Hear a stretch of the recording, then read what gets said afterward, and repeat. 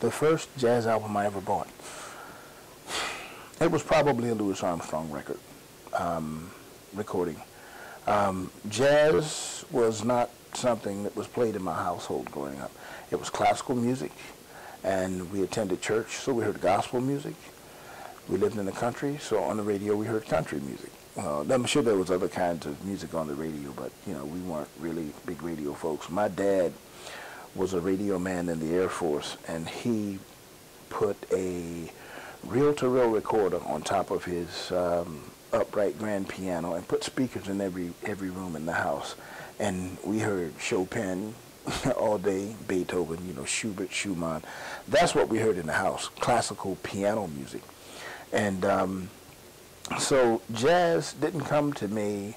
You know, of course, there was gospel until I was 12, 13 years old, and there was my great aunt who had passed, and amongst the things bequeathed to the family was a 5-record collection set of jazz that was, you know, 5 LPs from the early slave chants to the modern jazz of that time, which was Sonny Rollins, Sonny Moon for Two was on there.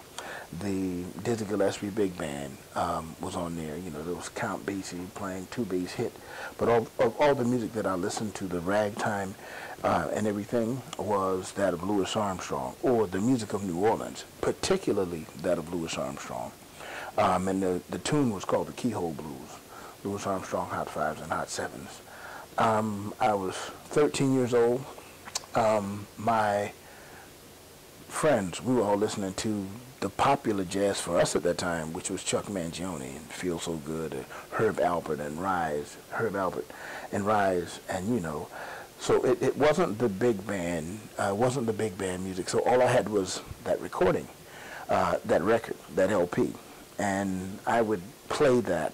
But because I was playing trombone in the band, and we had our groups that the teenagers liked to listen to, Kool and the Gang, Kiss was the popular rock group, Parliament Funkadelic, that was our teenage music, that was, you know, that was our pop music. And but I would always go in the garage and put on, you know, that New Orleans side, and then the Keyhole Blues, because it sounded like the instrument that I played. I was playing, that was my second year playing trombone.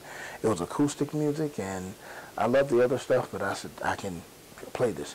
And I tried to learn all of the parts. And so even though it wasn't a record that I bought, that was the first jazz record or recording that I heard. And I was so in love with the music of Louis Armstrong, I then went to the first CD, wasn't even a CD, cassette. I was still on cassettes, because that was easy. That was the portable device then. I bought a cassette of Louis Armstrong records, Hot Fives and Sevens, then Volume 1, 2, and 3. And then some of Louis Armstrong's later, you know, later music with the All-Stars, Louis Armstrong with Ella Fitzgerald. So when I started to purchase recordings, it was probably Louis Armstrong at first, and then I began to get into, you know, J.J. Johnson, trombone players, and that kind of thing. But, you know, when I often ask who's my greatest influence, it's not really trombonist. It's the great voice of the trombone, Louis Armstrong, who's the epitome of what I talk about when I say sing it first. The way that Pops plays is the same way that he sings, or the way that he sings is the way that he plays. The true example of an extension of his voice, even though it's up an octave, he plays that trumpet the same way that he sings. So much so that I also recently recorded a CD called Hello Pops. And I'll make sure to leave you all with one, but it's, I got a chance to do it my way. I've always played on the Louis Armstrong tributes, trombone, maybe tuba, and I used to mess around on trips and you know, imitate Pops. And then went and asked me once, he said, you want to sing a song? And I did that on a show, and it went over okay. I was like, you know, I like this.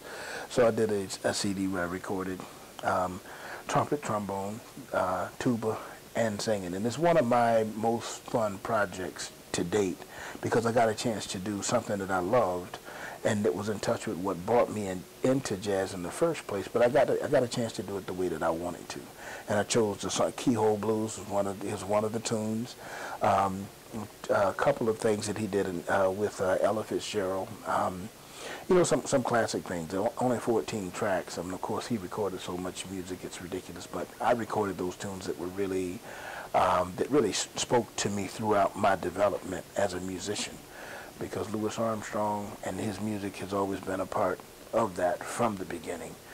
Keyhole blues, from jazz to Dream a Little Dream of Me with Ella Fitzgerald, to the rocking chair with Jack Teagarden. It was just so, so many things. So I was happy to be able to do that.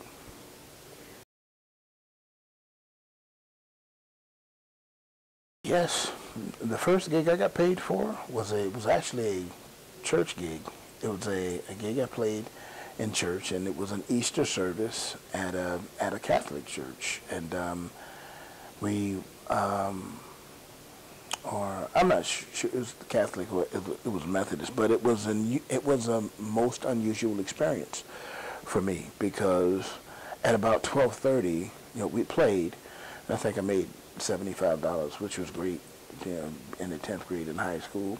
But during that time, $75 probably wouldn't pay your bus fare now. But we played at about 12:30, 12:35. The people started getting up, and I was like, wow. I never really been to a church where they take a break before. But a little bit I know, the church service was done. It was over. I was like, wow. The sermon would not have even started in our church. I was like, we're normally getting out around 1:30, 2 o'clock, and thinking about the game. I was like, wow. I said, I can go there and play at this church anytime.